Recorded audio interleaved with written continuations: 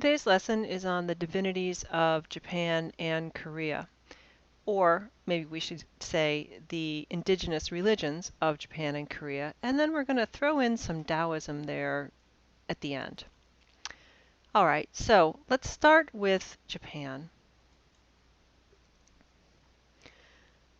The indigenous religion of Japan is called Shintoism.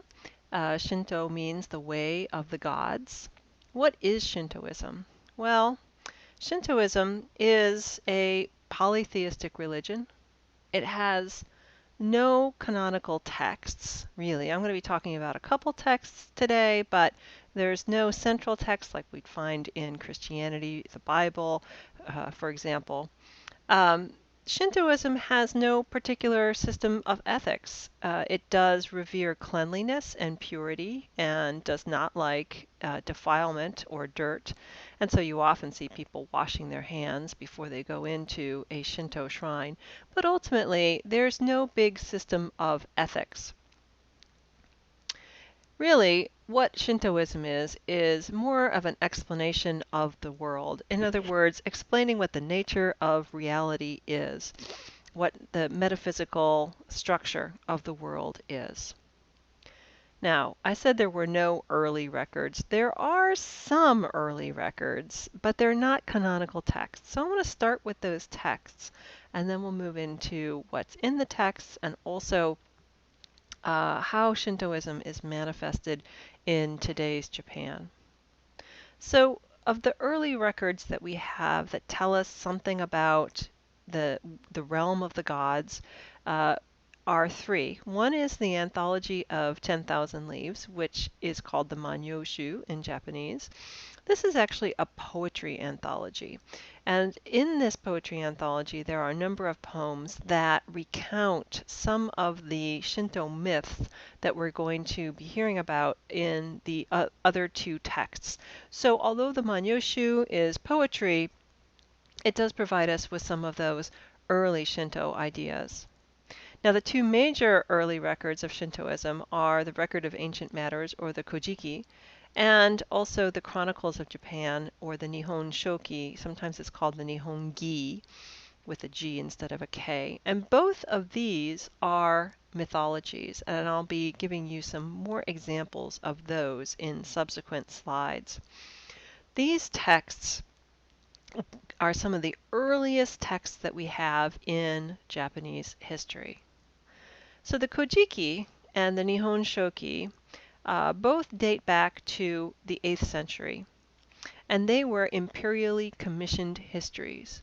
What that means is that the emperor's family, and or the emperor or the empress, asked historians to write these records, to tell the story, to establish the history of Japan. In part, this was done in response to the fact that China had been doing this kind of thing for quite a while, and also in part it was done because at this point in Japanese history, you'll recall, the imperial family has established itself or wants to establish itself as a legitimate ruling family. And so they ask for these official histories to be created. What these histories do is claim to go all the way back to the 6th century BC when the Japanese imperial line began. In other words, as far back as there was any record, in this case not written, but an oral record of the lineage of the imperial family. Now, the Kojiki and the Nihon Shoki are really primarily Shinto mythologies, and they're written with one major purpose. They're not written with the purpose of being a religious text. They're written to legitimize the imperial family. How do they do that? Well, they argue that the imperial family is directly descended from the gods, and consequently, the imperial family was the legitimate ruling family of Japan. One of the other sort of fallout manifestations of what we see in the Kojiki and the Nihon Shoki is the argument that if the imperial family is descended from the gods, therefore they, since time immemorial, have been the legitimate rulers, and for time immemorial will remain the legitimate rulers. This is a big contrast to what we see in the case of China, where the idea of the mandate of heaven tells us that if a ruler is not a legitimate ruler or falls out of the favor of heaven, then will naturally be removed from power. In the Japanese context, we don't see that. So in the case of China, we see multiple dynasties, one after another, and those come into power because of the mandate of heaven. In the case of Japan, there is only one dynasty. It's always the same imperial family. And that makes a huge difference even into the 20th century. So what's the difference between the Kojiki and the Nihon Shoki? They're both written in the 8th century, really only 8 years apart. There's a lot of overlap between these two texts, I'll tell you that right now, with many of the same stories told in both. They have both been translated. Personally, I prefer looking at the Kojiki over the Nihon Shoki. They're both kind of dry reading, but the Kojiki tends to be a little bit more lively. All right, so a little bit more about the history of these texts. They weren't really focused on by scholars much during the Heian period and in the medieval periods that goes all the way to the year 1600. So in other words, they're written in the 8th century, briefly given a position of importance, and then promptly forgotten, put on the shelf, until the Tokugawa period. And then in the Tokugawa period, they regain popularity in part because there's another movement in the Tokugawa called the National Learning Movement or the Kokugaku movement, which purported to trace the origins of the Japanese people again and to try to define what it was about Japan and about the Japanese people that made them unique in the world. And of course, the text that argues that the imperial line and consequently the whole Japanese archipelago and all its people were descended from the gods could easily identify what would make Japan unique as opposed to what China is, what Korea is, etc., etc. So those Tokugawa scholars went back and looked at the Kojiki and the Nihon Shoki and tried to mine them for information. One of the other reasons why these texts fell out of interest or favor until the Tokugawa was that they were written in a form, a sort of a classical Chinese form, that was incredibly difficult to read. It also had a mixture of some of those characters that are used for phonetic values. And so consequently, nobody really wanted to sit down and read them because it was such a tedious task. But that said, these works are really historians' primary source of information, at least from the Japanese side, on history, on genealogy to some extent, because much of these texts are genealogies, on the social structure of Japan, on the mythology, absolutely, language, and even literature. So what the Kojiki and the Nihon Shoki do, even though we have to sort of pick the fiction apart from the nonfiction, is they provide us with some of the earliest texts written from the Japanese viewpoint about the history of Japan, as opposed to what? As opposed to the dynastic histories that the Chinese, for example, were producing about early Japan and that I mentioned in the lecture on chronology.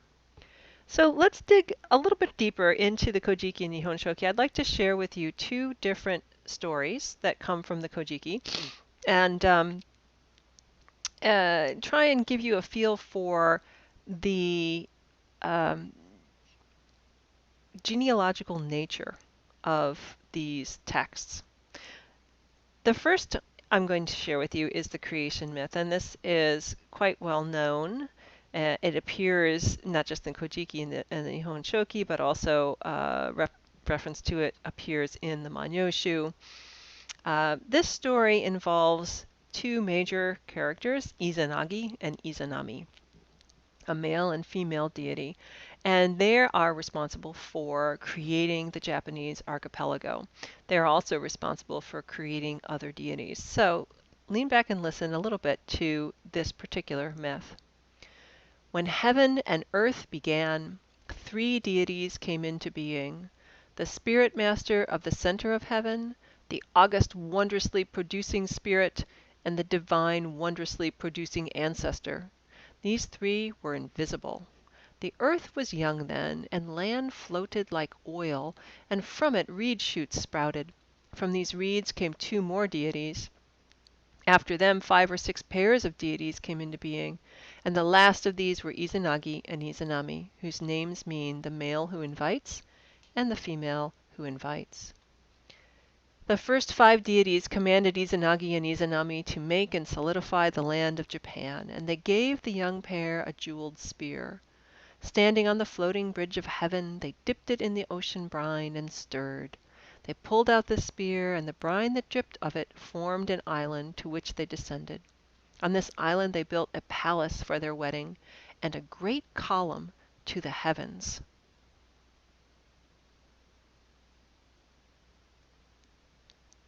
Izanami examined her body, and found that one place had not grown, and she told this to Izanagi, who replied that his body was well formed, but that one place had grown to excess. He proposed that he place his excess in her place that was not complete, and that in doing so they would make new land. They agreed to walk around the pillar and meet behind it to do this. When they arrived behind the pillar, she greeted him by saying, "What a fine young man!" And he responded by greeting her with, "What a fine young woman!" They procreated and gave birth to a leech child, which they put in a basket and let float away. And then they gave birth to a floating island, which likewise they did not recognize as one of their children.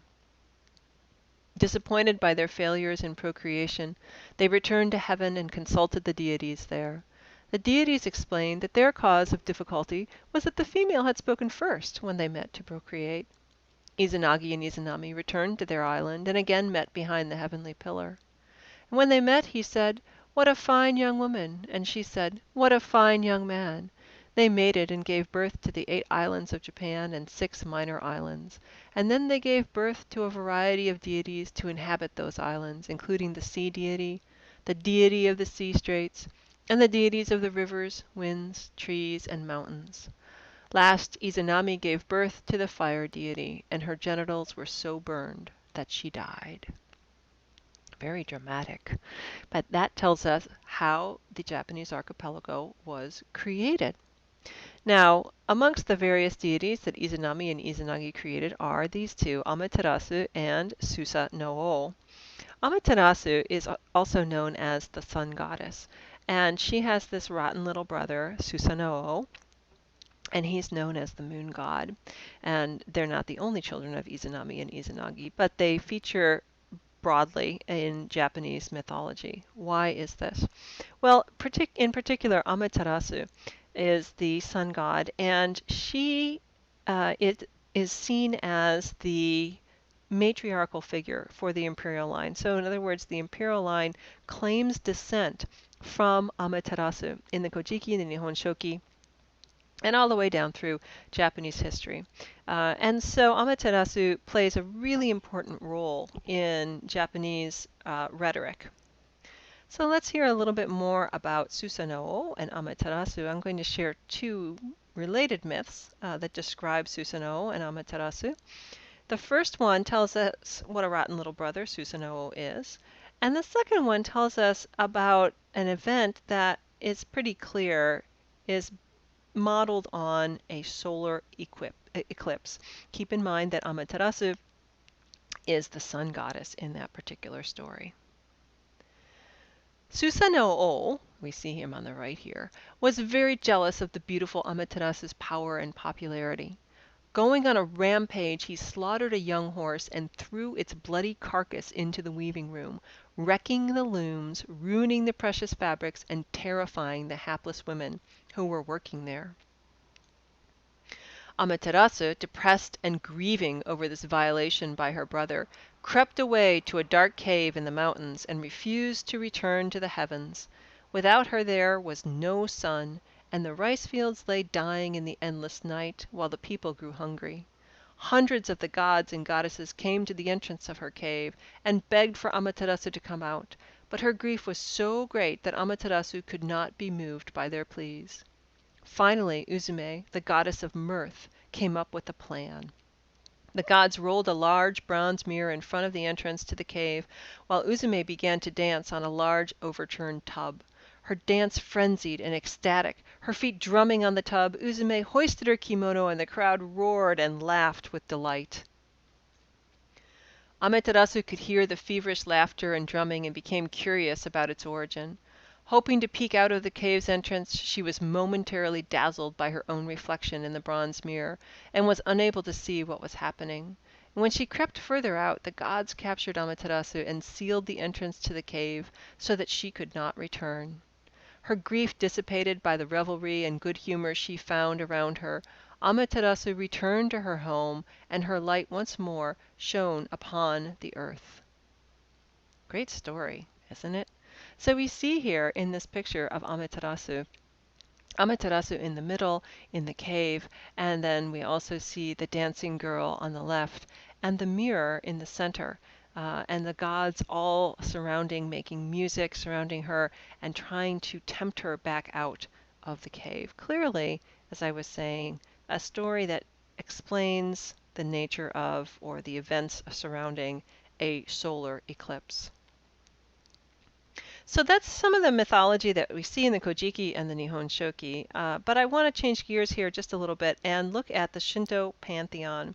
In other words, what are these deities that we've been describing? We've been looking at them historically in these myths, but Shinto deities are also very much a part of modern day Japan. There are thousands of these deities, and the Japanese word for the deity is kami. And one of the interesting things about the kami is that they share the human realm. They're not just up in the heavens, they are here on this earth. The deities can be manifested in nature, rocks, trees, waterfalls, mountains, things like that, or they can be manifested in people. So particularly ancestors, but also even living people. So for example, the imperial family, at least prior to 1945. In the ancient Shinto traditions, there were 5 defining characteristics of the deities. And when I say the ancient Shinto traditions, we're really looking at the Kojiki and the Nihon Shoki. Now, I should say, before I go over these characteristics, that there was another attempt during the Tokugawa period, or more than one attempt during the Tokugawa period, to define what the deities are. No one has really, in my opinion, nailed it, but you'll find other examples in other places. However, I think that these 5 defining characteristics are really quite helpful, and this is from the Kojiki and the Nihon Shoki. First, kami are of 2 minds. They can nurture and love when respected, or they can cause destruction and disharmony when disregarded. Kami must be appeased in order to gain their favor and avoid their wrath. And here we see a woodblock print of our friend the catfish, which is a kami, which causes earthquakes, as we discovered earlier on in the lecture on geography. So this kami would need to be appeased in order to gain its favor and avoid the wrath of an earthquake. Second, kami are not visible to the human realm. Instead, they inhabit sacred places, natural phenomena, or people during rituals that ask for their blessing. So this scene of a rock with a rope around it is fairly common, the idea being that the kami is not visible in the human realm, but it inhabits this sacred space, in this case, a rock.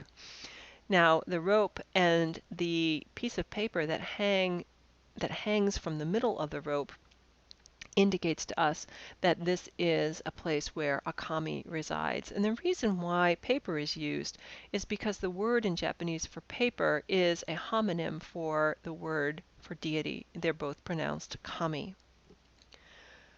Third, kami are mobile. They visit their places of worship, of which there can be several, but they don't stay forever. So here in this photograph, we see what's known as a portable shrine being carried on the occasion of a festival of some sort. And this is also a fairly common thing to see in Japan, the idea being that the kami, as I said, are mobile and that they go here and there to visit their various places of worship. There are many different varieties of kami. There are 300 classifications of kami actually listed in the Kojiki, and they all have different functions, such as the kami of wind, the kami of entryways, the kami of roads. You get the basic idea. In this painting that you see, we see various kami and also various Buddhist entities listed and labeled. There was a movement, and this is a little bit of a digression, but there was a movement in Japanese history of identifying the same Buddhist deities with certain Shinto deities. So, in other words, I say tomato, you say tomato, but it's all the same entity, right? Finally, all kami have a different guardianship or duty to the people around them. So just as the people have an obligation to keep the kami happy, the kami have to perform the specific function of the object or place or idea that they inhabit. And this is manifested, as we see here, in things like good luck charms. This particular one is something that you would buy. We'll see some other examples of this at a shrine in hopes, in the case of this particular one, of doing well at school. So how is Shinto manifested in today's Japan? There are a number of different ways. First of all, I should mention that state Shinto has been abolished. I haven't used that term yet today, state Shinto, so let me back up just a little bit and explain what that is. In the Meiji period, when the Meiji government was expanding after the opening of the doors at the end of the Tokugawa period, there was a recognition that having some sort of strong national structure would be helpful in doing that politically. So this concept of state Shinto comes about. The contrast object to state Shinto is what's known as shrine Shinto. So I like to think of shrine Shinto as sort of traditional Shinto, and much of the Shintoism that we see in everyday Japan that we're going to be looking at in some subsequent pictures today, that's all shrine Shinto. State Shinto is specifically a political entity, and it was the political organization that held that the emperor was divine. This entirely falls apart in 1945 when Japan loses World War II. So state Shinto no longer really has a role in Japan. It's been officially abolished. So when we're talking about Shinto in today's Japan, we're talking about shrine Shinto. Shintoism remains a main religion in Japan, and it's curious because it coexists with other religions. And it's been doing that for centuries. So on that previous slide, I mentioned that we had a movement that identified Buddhist entities and Shinto entities as the same thing. The idea that you can be simultaneously Shinto and Buddhist, therefore, goes way back and is not seen as contradictory. There's no prohibition in Shintoism or in Buddhism against this sort of thing, the way we do see a prohibition in Christianity or in Judaism or in Islam. You can't wake up one morning and say, well, I'm going to be both Muslim and Christian at the same time. Because there are prohibitions against that. But in the case of Shintoism, there is a mechanism whereby one can certainly be Shinto and Buddhist simultaneously. And indeed, when polled, many Japanese will say that they are simultaneously Buddhist and Shinto. So many Japanese have both a Shinto shrine, or what's known as a kamidana, and a Buddhist shrine or a butsudan in their houses. And this is in a way a manifestation of this idea of the coexistence of these two religions. So the Shinto shrine serves its purpose. You want to appease the gods. You want to prevent disasters, house fires, what have you in your house. But you also have a Buddhist shrine to worship your ancestors and to say Buddhist prayers if that's what you want to do. What does this kamidana look like? A kamidana looks like this. This one happens to be up over a refrigerator. You can tell this is a very modern house, and they have a nice kamidana here with the rope and the paper here. And often it's the housewife's responsibility to change the water in the cups, maybe put a fresh orange up there as an offering to the gods, make sure that the leaves are fresh and things like that. And so that is an effort to appease the gods and keep your household safe. Now, where else can you see vestiges of Shintoism? Certainly, if you go visit a shrine, you might see something that looks like this. These are what are known as ema, which technically means horse picture. These particular ones don't have horses on them, but many of them did in history. And they're small wooden placards that you can buy at the shrine, and then on the back write a hope, a prayer, a wish. In the case of this particular set of ema, people are asking for success in their school. It depends on what the shrine is. Some shrines purport to be uh, the kami of that shrine purports to be one that can bring success in school, and then there's some other things, success in work, things like that. Emma are purchased and hung at the shrine, and about once a year, they're taken down by the shrine staff and burned in a ritual, in a religious ritual, and then the whole process starts over again. So they are, in a way, good luck charms, but they're also representative of prayers. So, for example, if you were trying to get into university and you were going to be taking a very difficult entrance exam, you might go to the shrine and buy an ema and write on the back that you hope to succeed in your school, in your schoolwork, and then hang it there. You can also see examples of this kind of prayer in another form. These are good luck charms that you can buy at a shrine. They actually are not particularly typical, but I love them so much I had to include them. These are designed to look like, they're keychains, but they're designed to look like little children's, elementary school children's backpacks. And these are from a particular shrine and purport to tell you that, or purport to bring you both traffic safety and success in school. So you buy these, maybe it's a keychain, whatever. What are you using it for? When do you see them? Well, if it's success at school, maybe you're going to hang it from your book bag or something like that. If it's traffic safety, you might do something like hang it from your dashboard. So here we see a omamori, a good luck charm, hanging from the gear shift of this particular car, and there's a good chance that that particular good luck charm is for traffic safety. Typically, Japanese will buy these about once a year, and then the old ones are returned to the shrine and disposed of in a ceremony. Now, does the driver of this car really feel like it's really important to have that charm there so that they don't get into a traffic accident? When push comes to shove, probably not. But in the same way that Americans still have rabbit foot charms and things like that, the Japanese still adhere to these ideas. It's really, these Shinto ideas have become part of the cultural fabric, if you will. So besides going to the shrine to buy a good luck charm, you might also go to the shrine for a ceremony, to observe a ceremony, and you might see something like this. Here we see a line of Shinto priests dressed all in white, which represents that purity I mentioned earlier is the good of Shintoism. The hats, by the way, date back to the Heian period and are based on the court hats of that time. But in any event, there are still many different Shinto ceremonies that happen on a regular basis in Japan.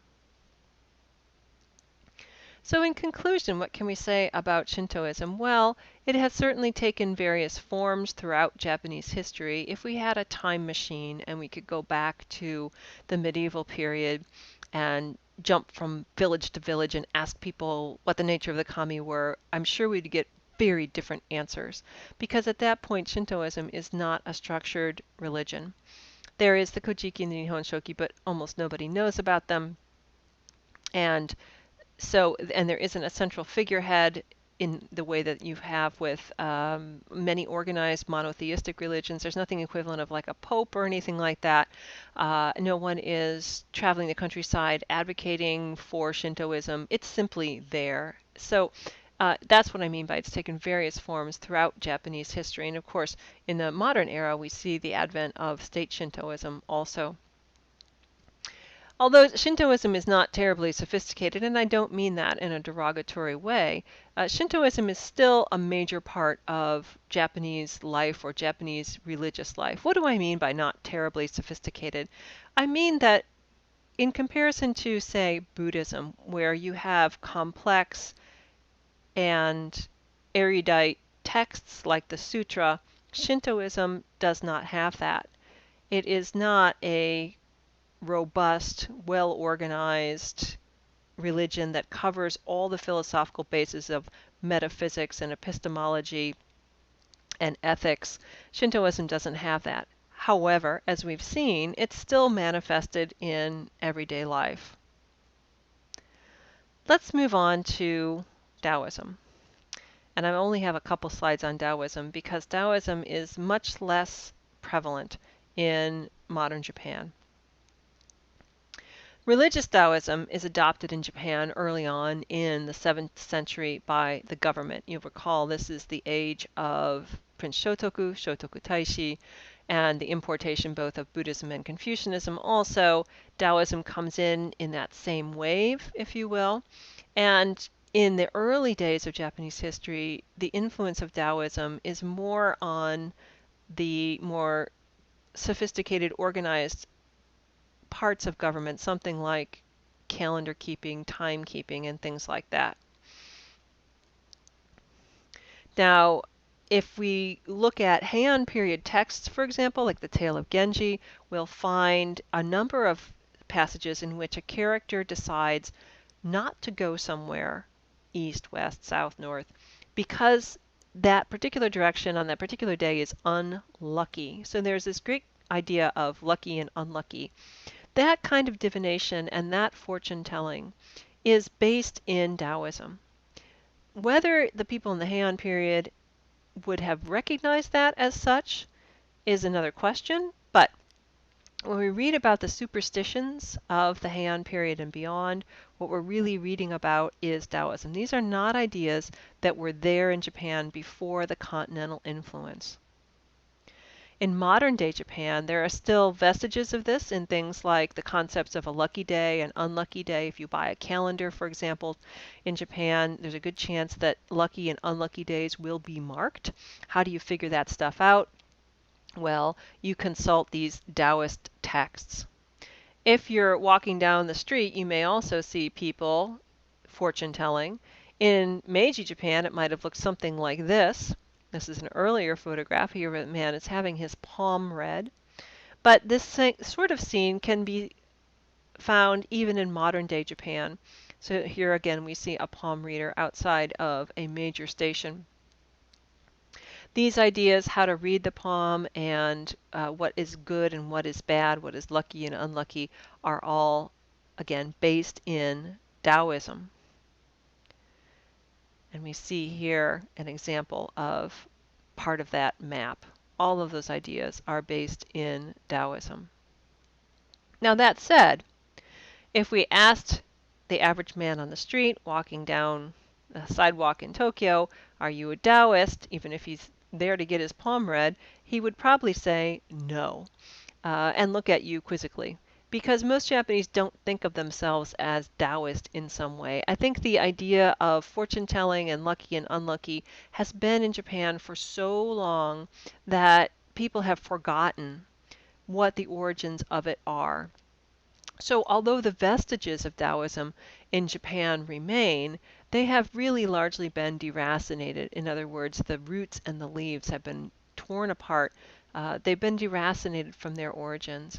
So although there's widespread recognition of the concepts of lucky and unlucky, whether people accept that as another story, but recognition that some folks feel that there's luck and there's and something that's not lucky, those are there. But the understanding that that information comes ultimately from Taoism has largely been lost in modern day Japan. So we can't say that Taoism is not influential, but we really don't need to spend much more time on it than we have. So that said about Japan, let's move on to Korea.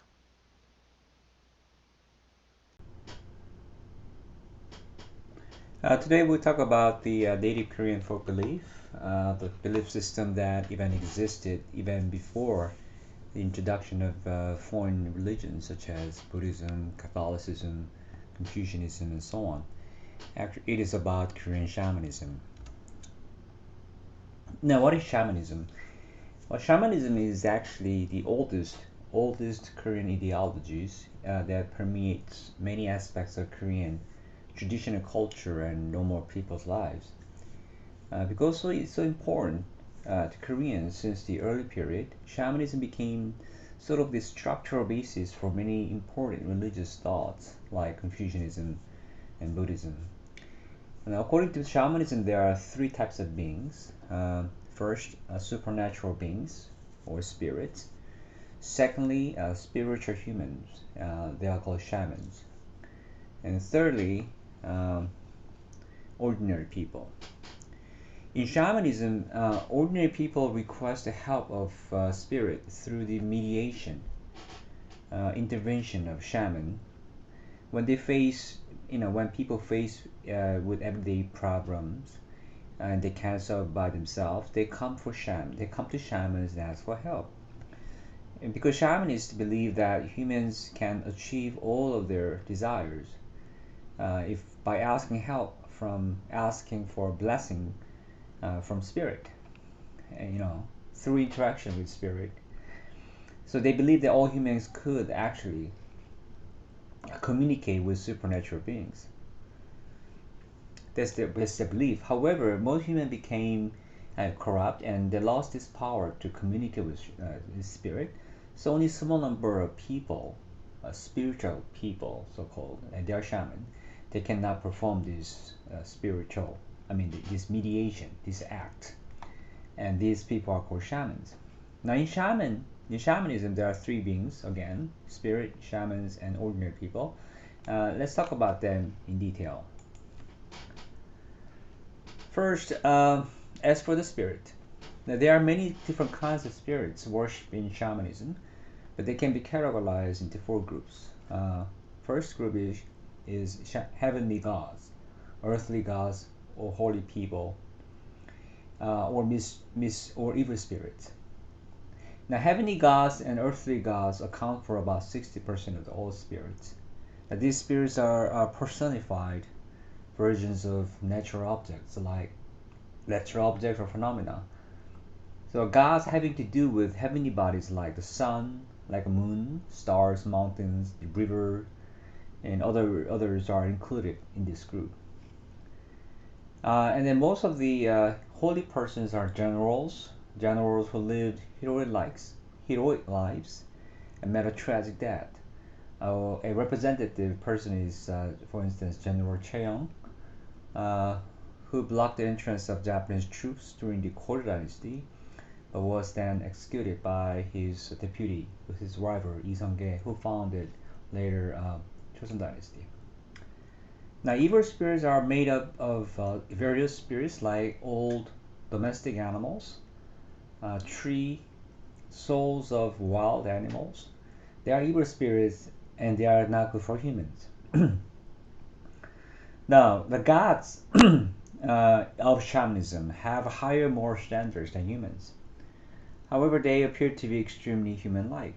Therefore, shamanism doesn't stress the noble morals or extremely high ethics or personal sacrifice, love, mercy, as in other religions. Instead, shamans show a very human appearance when they appease their gods with earthly goods or try to prevent them from becoming angry through refraining from particular action. Let's talk about shamans now. Shamans is a person who connects people with spiritual beings again. And in other words, a shaman is a spiritual person who mediates between humans and spirit, who connects the heavens and earth through the ritual called kut. A shaman becomes a shaman only if a spirit enters her body and speaks through her voice during one of these ceremonies.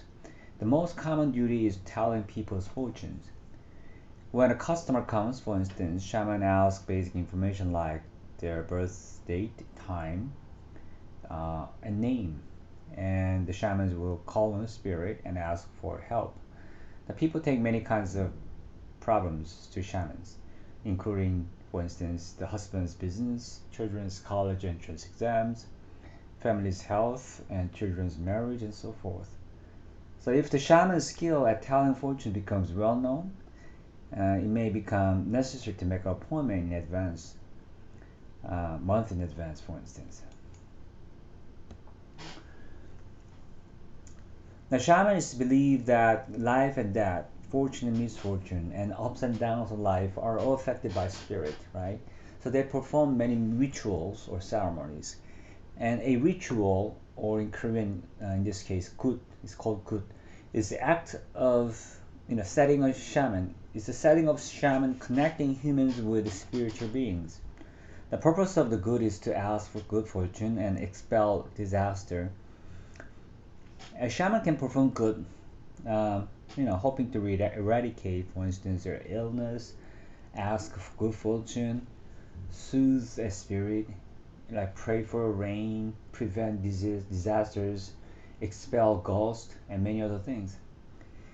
Usually, for good, a lucky day is picked,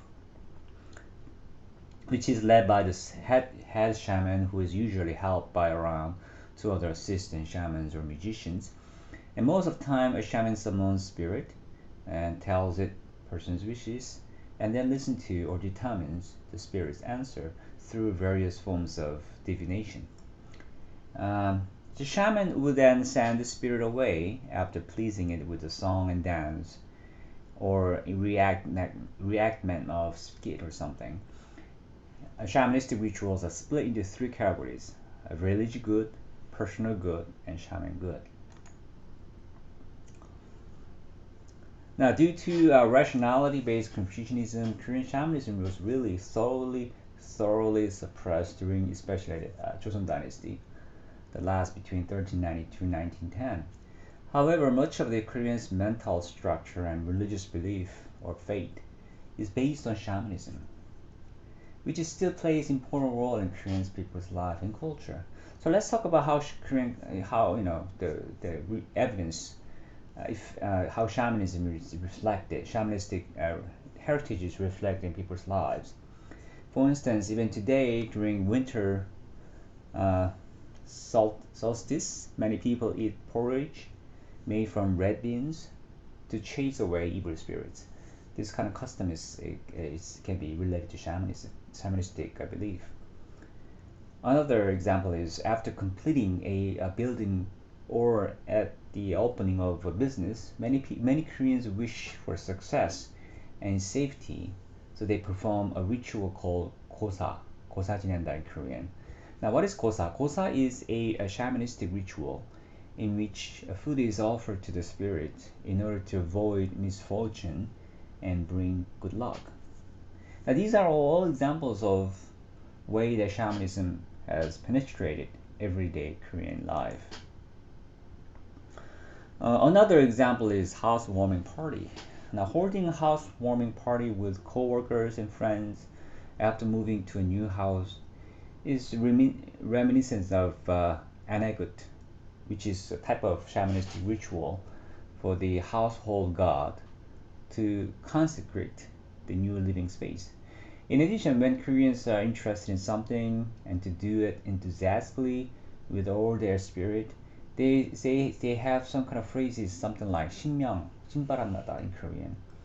Now, this expression 신바람 신명 나다 in Korean refer to the state of shaman enters after receiving the spirit into her body when she has lost her own sense of being. So Korean, people reenact the scene of shaman who has received the spirit and performs a ritual in her out-of-body state when they work or play hard. Like Korean traditional song, folk song music of like 농악, which is farmers' music, 사물놀이, or 탈춤, which is traditional Korean mass dance, they also cause something called 신명 and strengthen the community's unity by requiring audience participation. This concludes the lecture on Korean divinity shamanism. Thank you.